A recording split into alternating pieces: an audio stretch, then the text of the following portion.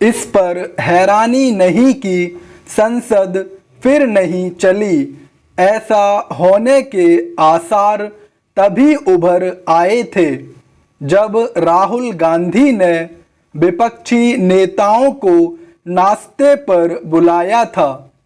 पता नहीं इस बैठक में क्या तय हुआ, लेकिन ऐसा लगता है कि उसमें संसद को न चलने देने पर ही सहमति बनी।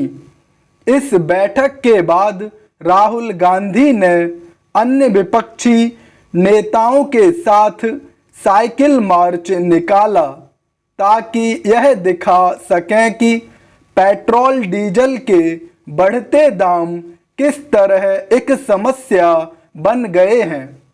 बेशक इस साइकिल यात्रा ने टीवी कैमरों को मनचाहे दृश्य उपलब्ध कराए, लेकिन जब संसद चल रही हो तब सड़क पर प्रदर्शन करना उचित है या फिर उन मुद्दों पर सदन में बहस करना जिन्हें ज्वलंत बताया जा रहा है।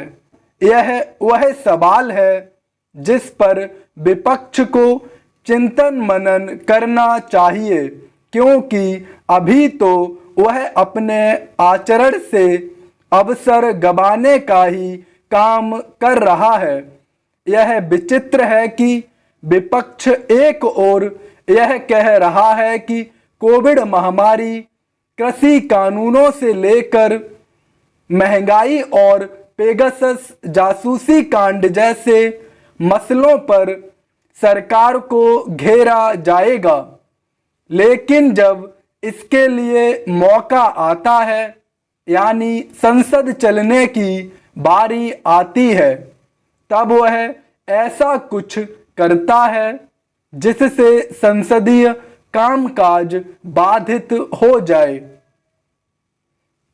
बीते 2 सप्ताह से विपक्ष संसद के भीतर अपनी बात कहने के बजाय संसद परिसर में अथवा सड़क पर अधिक सक्रिय दिख रहा है।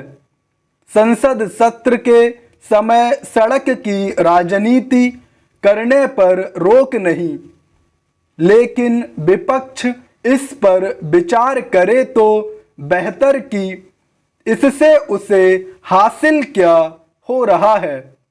वह सड़क की राजनीति करके सरकार को घेरने और उससे जवाब मांगने के अपने अधिकार का परित्याग ही कर रहा है।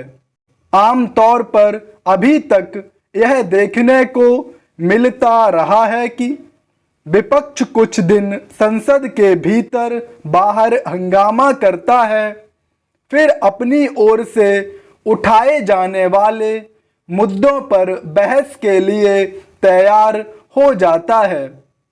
इससे उसकी बात न केवल आम जनता तक कहीं प्रभावी तरीके से पहुंचती है, बल्कि वह संसदीय कामकाज का हिस्सा भी बनती है। संसद के बाहर दिए जाने वाले बयान तो अगले 24 घंटे में ही अपनी महत्ता खो देते हैं। विपक्ष एक तरफ संसद नहीं चलने दे रहा है और दूसरी तरफ इस पर आपत्ति जता रहा है कि वहाँ विधेयक कैसे पारित हो रहे हैं। निसंदेह बिना बहस अथवा हंगामे के बीच विधेयक पारित होना आदर्श स्थिति नहीं, लेकिन जब विपक्ष संसद न चलने दे तो फिर सत्ता पक्ष के पास इसके अलावा और कोई उपाय नहीं कि वह राष्ट्रीय महत्व के विधेयकों को जैसे तैसे पारित कराए। ऐसा करना न तो अनुचित है और न ही अवैधानिक।